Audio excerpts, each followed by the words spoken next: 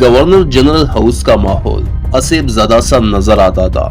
چاروں طرف ایک غیر وجودی سا سناٹا چھایا ہوا تھا جس میں گورنر جنرل، مس بورل، ملٹری سیکرٹری، اے ڈی سی، گارڈ کے سپاہی، چپڑاسی، بیرک اور خدمتگار اس طرح دکھائی دیتے تھے جیسے لکڑی کے متحرک ڈانچوں کو زبردستی کپڑے پہنا دیے ہو۔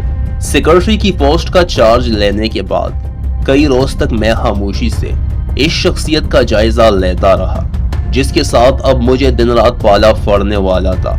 گورنر جنرل غلام محمد کافی عرصہ سے فالج کے مریض تھے۔ ان کا بلڈ پریشر مستقل طور پر بہت اونچا رہتا تھا۔ وہ چند قدم سے زیادہ چلنے پھرنے سے قطعاً معذور تھے اور اکثر مریضوں والی فریادار کرسی میں بیٹھ کر گورنر جنرل ہاؤس کا گشت کیا کرتے تھے۔ ان کے ہاتھوں میں رش آتا اور وہ اپنے دستخطوں کے علاوہ مزید کچھ لکھنے کے ناقابل تھے۔ فالج نے ان کی زبان اور چہرے کو بھی متاثر کیا ہوا تھا جس کی وجہ سے ان کی گفتگو کسی کی سمجھ میں نہ آتی تھی۔ ان کے دہن کا عضلاتی نظام اس قدر کمزور ہو گیا تھا کہ جب وہ کھانے پینے کی کوئی چیز منہ میں ڈالتے تھے تو اس کا کچھ حصہ دونوں کونوں سے باہر گرتا رہتا تھا۔ اس زمانے میں جب کوئی غیر ملکی سفیر اپنی اسناد پیش کرنے آتا تھا تو اسے گورنر جنرل کے ساتھ لنچ بھی کھلایا جاتا تھا۔ سٹاف کے ممبر بھی لنچ میں شریک ہوتے تھے۔ جس وقت گورنر جنرل غلام محمد لقمہ منہ میں ڈال کر نئے سفیر کے ساتھ گفتگو کرنے کی کوشش کرتے تھے وہ سما بڑا عبرتناک ہوتا تھا۔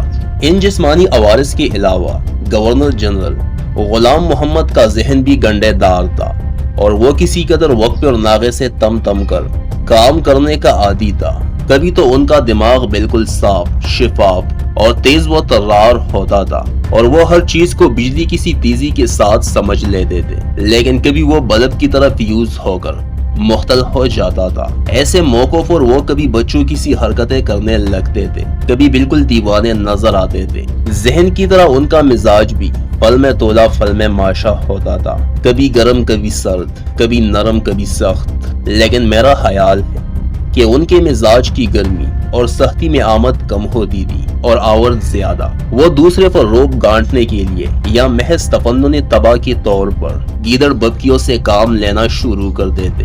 آواز بلند کر کے اپنے اوپر بناوٹی غصہ طاری کرنا ان کا پسندیدہ مشغلہ تھا۔ اس عمل کے دوران رفتہ بلڈ پریشر کا عفریت ان کو اپنی گرفت میں جکڑ لیتا تھا اور اصلی غصہ ان کے حواس پر قابو پا لیتا تھا۔ ان کی منہ سے جاگ نکلنے لگتی تھی اور وہ چیخ کر نڈال ہو جاتے تھے۔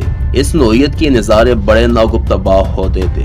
کرنل سرور اور doctor Hafeez Akhtar governor general کے سٹاف پر ان کے ذاتی معالج تھے۔ ڈاکٹر حفیظ اختر ہر صبح گورنر جنرل کا طبی معائنہ کر کے جب نیچے آتے تھے تو ہم ان کے چہرے بوشے اور محتاط سوال جواب سے یہ اندازہ لگا لیا کرتے تھے کہ ہمارا آج کا دن کیسا گزرے گا۔ اگر معلوم ہوتا تھا کہ گورنر جنرل کی طبیعت زیادہ نڈال ہے تو ہمارا نہل تمنا ہرا ہو جاتا تھا، کیونکہ ملک غلام محمد کا نیچے آ کر اپنے سٹاف پر مار داڑ کرنے کا احتمال باقی نہیں رہتا تھا۔ اس کے برعکس ڈاکٹر حفیظ اختر کی چال ڈال سے اندازہ لگتا تھا کہ گورنر جنرل کی طبیعت بحال ہے تو ہمارا نہل تمنا یکایک مڑ جاتا تھا۔ چنانچہ کام شروع کرنے سے پہلے ہم ڈاکٹر حفیظ اختر کی نیچے اترنے کا بے چینی سے انتظار کیا کرتے تھے تاکہ ہم اس روز کے رنگ ڈنگ کا قیاس کر کے صورتحال سے نمٹنے کے لیے کمر بستہ ہو جائے۔ مسٹر غلام محمد کے کردار میں کسی قسم کی کوئی آئیڈیالزم نہ تھی۔ ان کے مقاصد میں اولیت کا شرف حبس اقتدار کو حاصل تھا۔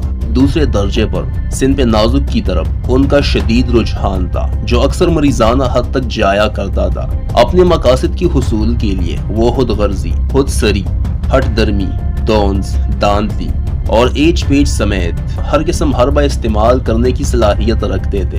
جن لوگوں نے ان کے ساتھ وزیر اعظم لیاقت علی خان کی کابینہ میں کام کیا تھا ان پر مسٹر غلام محمد کے کردار کے یہ سب پہلو روز روشن کی طرح عیاں تھے۔ یہ سب کچھ جانتے بوجھتے ہوئے بھی جب انہیں بستر عدالت سے اٹھا کر گورنر جنرل کی کرسی پر بیٹھا دیا گیا تو یہ ایک ایسی غلطی کا ارتکاب تھا جس کا خمیازہ پاکستان آج تک بھگت رہا ہے۔ یہ مفلوج، معذور اور مغرور شخص ایسی مٹی سے بنا ہوا نہیں تھا کہ گورنر جنرل کی سنہری اور آئینی پنجرے میں بند ہو کر صبر و شکر سے بیٹھا رہے۔ 1.5 برس کی اندر اپریل 1953 میں اس نے قلم کی ایک جنبش سے خواجہ نظیم الدین کو ملک کی وزارت عظمیٰ سے موقوف کر دیا۔